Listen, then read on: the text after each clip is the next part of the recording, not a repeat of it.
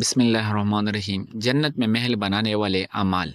جنت کی تصویر اور وہاں کی نعمتوں کا تصور ہر دل میں مختلف ہے، لیکن جنت تمام تر انسانوں کی سوچ سے کہیں بڑھ کر حسین ہے۔ حدیث مبارک میں آتا ہے کہ جنت ایسی حسین جگہ ہے کہ اس جیسی حسین جگہ کسی آنکھ نے نہ دیکھی اور نہ کسی دل نے خیال کی ہوگی۔ جنتیوں کے رہنے کے لیے اللہ تعالیٰ نے جنت میں خوبصورت ترین گھر، کوٹیاں اور عظیم محلات بنائے ہیں۔ ان گھروں کی خوبصورتی اور دلکشی بے مثال، اور ہر گھر کا حسن انوکھا اور نمایاں ہوگا۔ جنتیوں کی قلبی سکون کے لیے ان گھروں میں جنتی بیویاں یعنی حوریں ہوں گی۔ اللہ تعالیٰ فرماتے ہیں، حوریں خیموں میں ٹہرائی ہوئی ہوں گی۔ سیدنا ابو ہریرہ رضی اللہ عنہ بیان کرتے ہیں کہ ہم نے رسول اللہ صلی اللہ علیہ وآلہ وسلم سے عرض کیا، یا رسول اللہ، ہمیں جنت کے بارے بتائیے کہ اس کی عمارتیں کیسی ہوگی۔ آپ صلی اللہ علیہ وسلم نے فرمایا، ایک اینٹ سونے کی اور ایک اینٹ چاندی کی ہوگی، جن کی درمیانی چنائی کستوری کی ہوگی، ان کی بجری ہیرے اور یاقوت کی ہوگی، اور اس میں مٹی زعفران کی ہوگی۔ ان محلات میں رہنے والے خوشحال رہیں گے، کبھی مفلس نہ ہوں گے، ہمیشہ رہیں گے، کبھی موت نہ آئے گی۔ ان کے لباس کبھی بوسیدہ نہ ہوں گے، نہ ان کی جوانی ڈلے گی۔ ایک روایت میں آتا ہے، نبی کریم صلی اللہ علیہ وآلہ وسلم نے فرمایا، جنت کے کمروں کی کیفیت یہ ہوگی کہ ان کے اندر سے باہر اور باہر سے اندر نظر آئے گا۔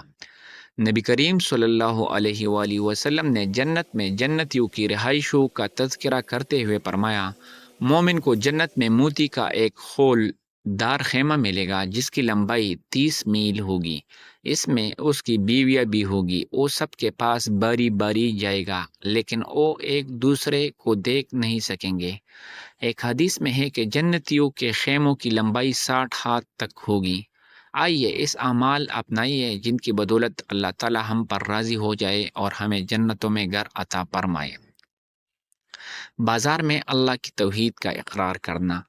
سیدنا عمر بن خطاب رضی اللہ عنہ فرماتے ہیں کہ رسول اللہ صلی اللہ علیہ وسلم نے فرمایا، جو شخص بازار میں یہ کلمات پڑھے، لا الہ الا اللہ وحدہ لا شریک لہ لہ الملک ولہ الحمد یحیی و یمیت وہو حی لا یموت بیدہ الخیر وہو علی کل شیء قدیر۔ اللہ کے علاوہ کوئی معبود حقیقی نہیں، وہ واحد ہے، اس کا کوئی شریک نہیں، اسی کی بادشاہی ہے اور اسی کے لیے ہر تعریف ہے، اور وہ زندگی عطا کرتا ہے اور موت بھی دیتا ہے۔ وہ زندہ ہے، اسے موت نہیں آئے گی، اسی کے ہاتھ میں تمام بلائیاں ہے اور وہی ہر چیز پر قادر ہے۔ اللہ تعالیٰ اسے 10 لاکھ نیکیاں عطا کر دیں گے اور 10 لاکھ گناہ معاف کریں گے، اور اسی کے لیے جنت میں گھر بنا دیتے ہیں۔ فائدہ: اس مومن کی زبان بہترین ہے جو اپنی زبان سے اللہ کا ذکر کرتا ہے۔ بازار عموماً حادثات اور اخلاقی برائیوں میں سے بالخصوص لسانی و نظری گناہوں کا مقام ہے، اس لیے جو انسان بازار میں اپنی نظر، حیادار اور زبان ذکر الہی میں مصروف رکھتا ہے، اللہ تعالیٰ کے ہاں بلند مقام پا لیتا ہے۔